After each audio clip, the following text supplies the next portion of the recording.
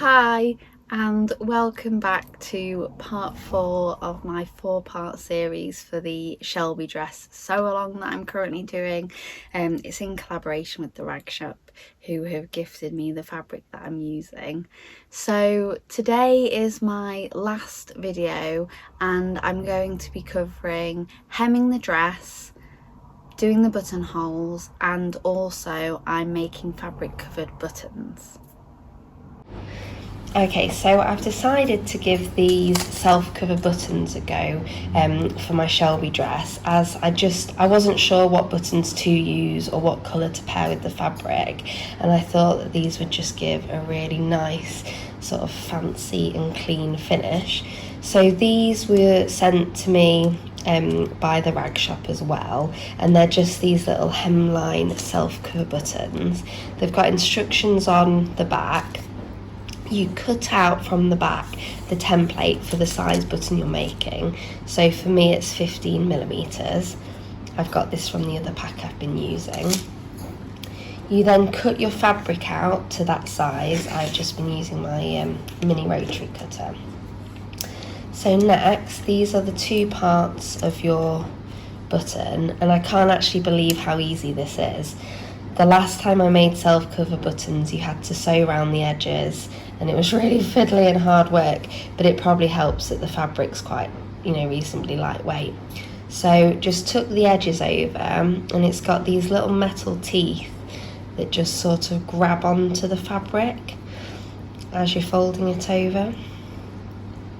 So just go all the way around the edges. You want to make sure it's relatively snug on there, like so. And then you get your back piece that way round, pop that on, and you literally just press it down with your fingers, and there is your fabric button. And here's the others that I'd already made. So yeah, I'm really pleased with how easy they are to do. Something I definitely use again. I'm just going to mark my buttons on the front of my dress. So I want my buttonholes on the right hand side, so this is the right front of the dress. I have actually got a little bit of puckering now, or waviness, whatever you want to call it, which I didn't have before. So I don't know if the outside of the fabric might have just stretched a little bit when I've pressed it. But I'm going to mark on my buttonholes, and then what I do like to do is, after I've made something, I like to wash it before I start wearing it, because I think that just, it relaxes the fabric from being pulled and messed around with during the sewing process. Especially if I'm not sure if I like something, that is generally a good thing to do before I decide it's not something I'm happy with. So I've just got the buttonhole guide, which I'm just laying on top of the front of the dress, and I'm going to use pins to mark these buttonholes. If it was a lighter fabric, I'd use this little friction pen I've got. The marks from that vanish with heat, so that's really good for sewing, and that's what I use for most of my mark making. So I'm just going to go down and mark the bottom of my buttonholes, and then I'm just going to use pins in between the buttonholes to secure the fabric to the facing while I sew in those buttonholes.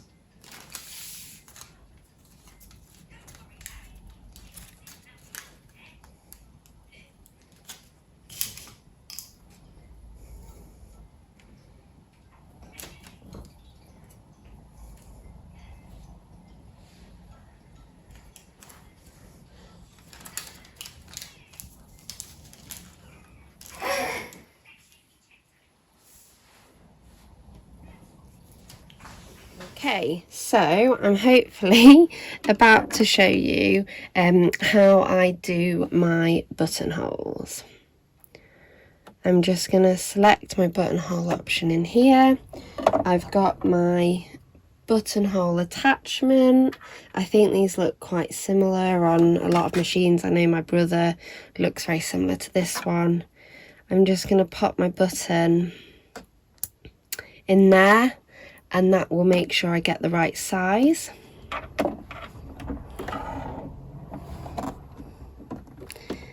Pop it on the bottom.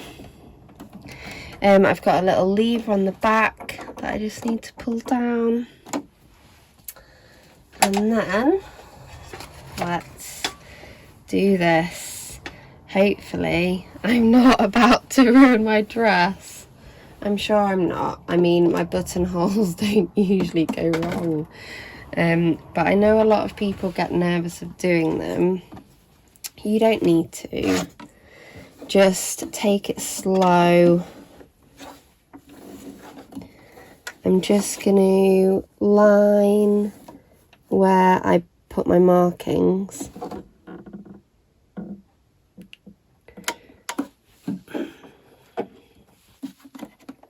I just put my needle down and then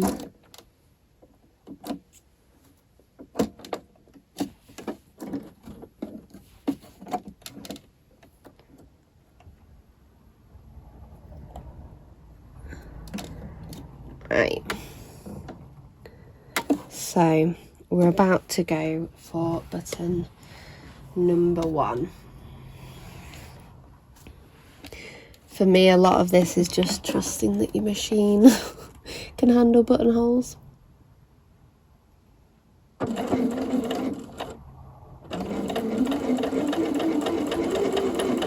There is my first buttonhole. So I'm just going to put some fray check on both sides. And then once I've got all of them done, I've got a little buttonhole chisel, and I'll use that in my hammer to open them up. Or you can use an unpicker, either or. So yeah, I'm just going to crack on with all my other buttonholes now. So one thing you want to do before hemming is to straighten off your hem. Now, as you can see, mine has drooped here where it's just stretched with the weight of the fabric. So I'm just, while it's hanging, I'm just going to straighten that edge off before I do the hem. Now, I don't know if you can see, but that is looking a lot better. Okay, so the last bit of sewing I'm going to do is going to be the hem. So what you need to do is, here's my facing and here's the main of my dress. So I'm going to fold the facing to the right side of my dress, and I'm going to stitch that down by a 5/8 seam allowance.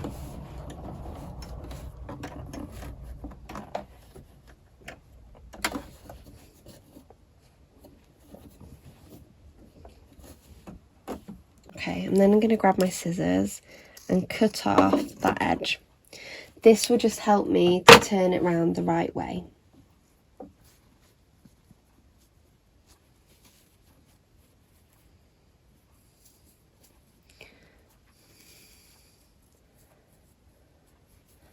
So you want to do that on both sides, and you've got a really nice neat corner there.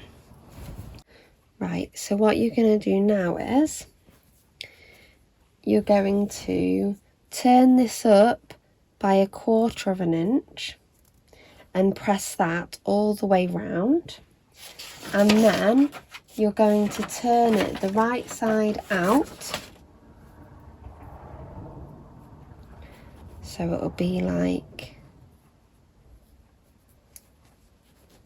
this, right side out.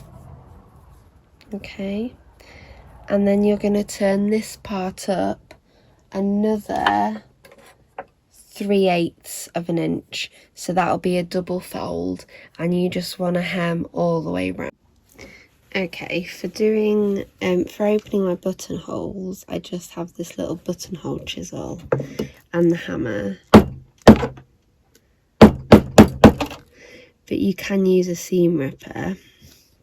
And I actually realised that I've not done my buttonholes how the pattern says. The pattern says to do them that way and not horizontal. Never mind, I don't think it'll make too much difference, but just for your information, I've done them the wrong way around. So yeah, I'm just going to open up all my buttonholes now, and then I'm going to hand sew my buttons on, and then I'm going to pop the dress through the wash, just because it's pulling a little bit and got a little bit stretched, I think, the main fabric as opposed to the facing. So that will just resolve that problem, I think. And then I will try it on and show you what it looks like, which I'm really excited for because I'm really liking this so far. Okay, so that is the end of my sew along. Thank you for watching, and if you joined in, it's really great to be able to interact with other sewers. I'm really happy with how this make went. I'm going to put some photos at the end of this video. I really love the fabric I chose. The colour palette is just lovely, and the crepe gives such a nice texture, and I also really like how the fabric moves. It's got a really nice drape to it, so yeah, it's turned out lovely. I'm also going to share some more pictures over on my Instagram, which is what Vicki made, and I just want to say big thanks to the rag shop for doing this collaboration with me. It's been really nice working alongside Steph. I am also a customer at the rag shop. I did buy from them before I did this collaboration, so as a customer as well as a collaborator, I do think that they're a lovely shop to work with, and they have a great selection of fabric. I've got quite a few of their fabrics now in my stash, which I'll slowly start working through and share those makes over on my Instagram. So yeah, it's been really lovely to do this, and thank you for watching.